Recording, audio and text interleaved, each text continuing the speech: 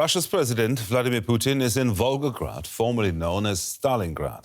He is attending celebrations to commemorate the 80th anniversary of the Soviet victory over German forces at the Battle of Stalingrad. Putin began with laying a wreath at the memorial complex to the fallen Red Army soldiers.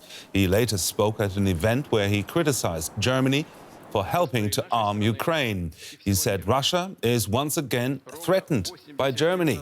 This is his latest attempt to compare Russia's war against Ukraine to the Soviet victory over Nazi Germany in World War II. Now let's bring in our Russia analyst Konstantin Eggert in Vilnius. Konstantin, what did you make of Putin's speech there? Well, I mean, there's nothing much to make, frankly speaking, if you watch Putin for the last few years. Everything in Russia today is World War II. Before the new year, they had posters all over Moscow with photos from 1941, propaganda posters, during the New Year celebrations in 1941, when Moscow was essentially besieged by the Nazi troops. So every comparison is always about the Second World War today. And the fact that now he's comparing Leopard tanks that didn't exist during World War II to Tiger tanks, which did exist in 1940s, is just another proof that Putin is framing it as the Titanic struggle only comparable to World War II. And he himself sees himself as Stalin. And that is probably the most spooky thing about it.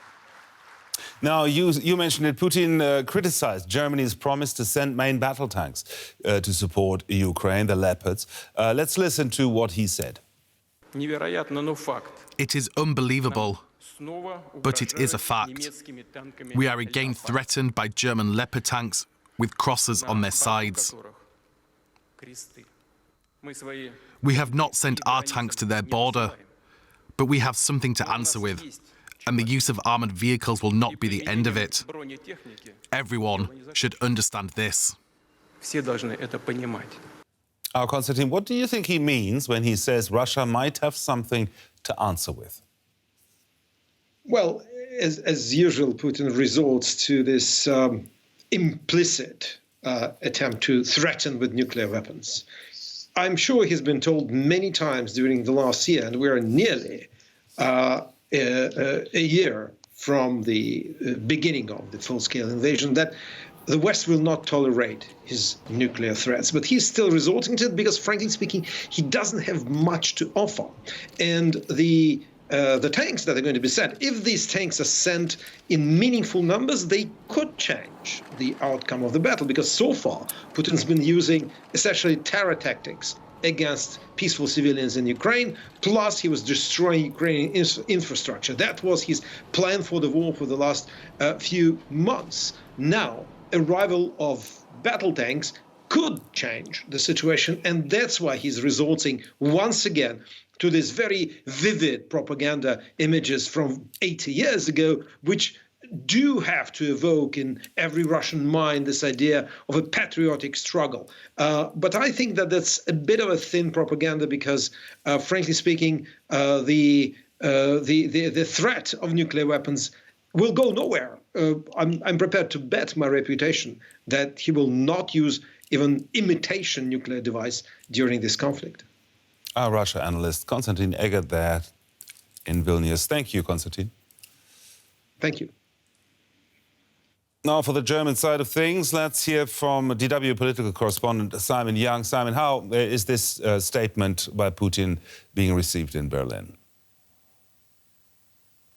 Yeah, Gerhard, I think the response from the German government will be measured, calm and, frankly, unimpressed.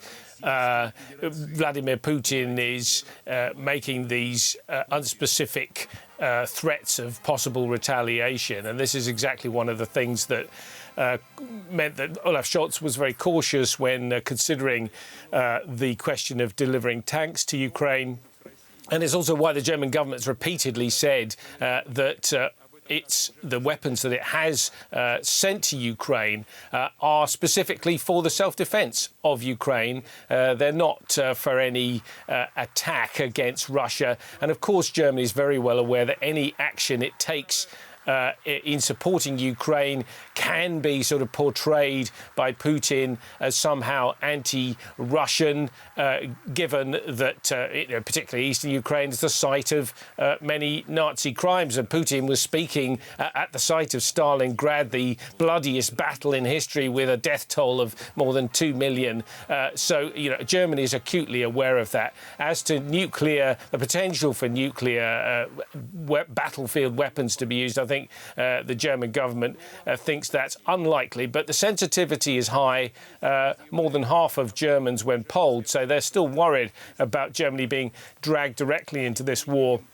And that number is rising. So I think there's concern, but I don't think people in the government, at least, will be very impressed with this. Our political correspondent, Simon Young, there here in Berlin. Thank you, Simon.